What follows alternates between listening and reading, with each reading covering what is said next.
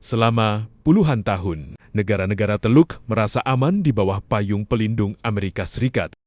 Dengan pangkalan militer canggih dari Qatar hingga Saudi, asumsinya jelas AS akan menjaga mereka.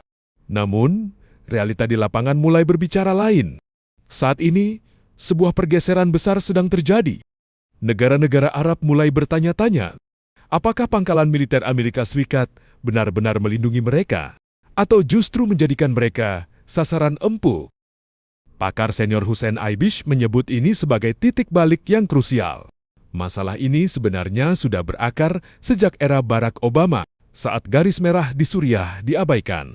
Faktanya, kehadiran pangkalan Amerika Serikat tidak mencegah Arab Saudi dibom pada 2019, atau Abu Dhabi diserang Houthi pada 2022.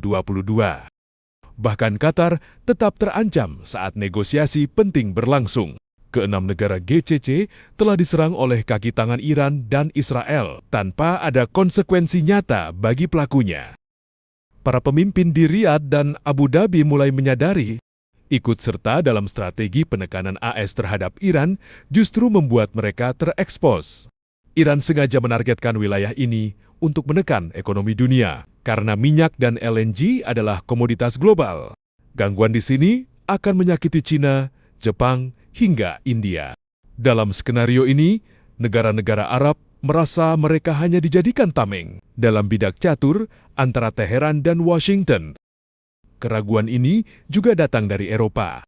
Perdana Menteri Norwegia Jonas Gahr Store memberikan peringatan keras.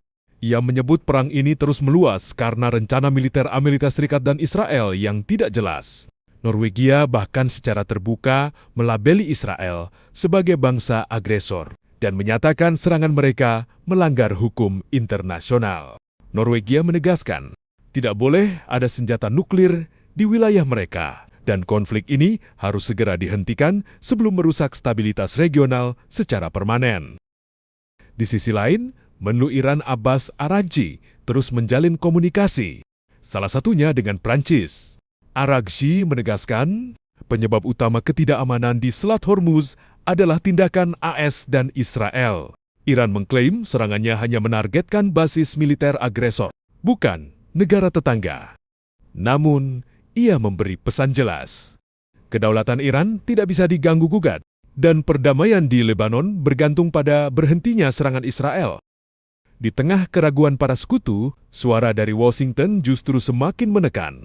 Di atas pesawat Air Force One, Donald Trump memberikan pernyataan yang mengguncang pilar kemitraan NATO. Trump secara terang-terangan menuntut agar negara-negara sekutu ikut turun tangan melindungi Selat Hormuz. Baginya, ini bukan lagi murni tanggung jawab Amerika. Trump menegaskan, saya menuntut negara-negara ini datang dan melindungi wilayah mereka sendiri. Karena itu adalah sumber energi mereka. Ia bahkan melontarkan argumen provokatif bahwa Amerika Serikat mungkin seharusnya tidak perlu berada di sana sama sekali, mengingat AS kini sudah memiliki cadangan minyak yang melimpah. Trump mengungkapkan telah menghubungi 7 negara, mayoritas adalah anggota NATO. Ia menyentil bahwa selama ini AS selalu ada untuk NATO, termasuk membantu di Ukraina. Dan kini, ia ingin melihat negara mana yang menolak membantu dalam apa, yang ia sebut sebagai upaya kecil untuk menjaga selat tetap terbuka. Meski Trump mengklaim militer Iran telah dikalahkan, ia tetap waspada. Baginya, hanya butuh beberapa orang atau teroris untuk mengacaukan selat dengan menyebar ranjau di sana-sini. Tidak hanya NATO, Trump juga menyenggol China.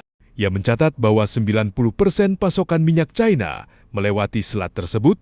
Namun ia tetap skeptis apakah Beijing akan mau ikut serta dalam upaya pengamanan versi Amerika ini. Kini gambaran besarnya menjadi jelas.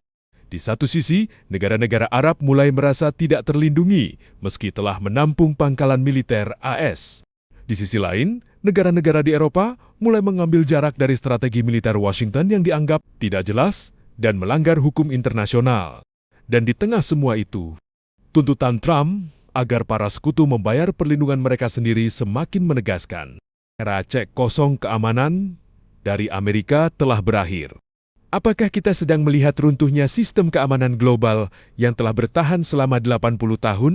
Ataukah ini awal dari kemandirian baru bagi negara-negara di kawasan Teluk?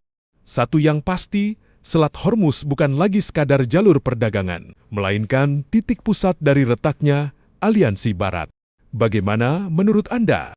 Apakah tuntutan Trump ini adil, atau justru akan membuat AS semakin terisolasi? Tulis pendapat Anda di kolom komentar.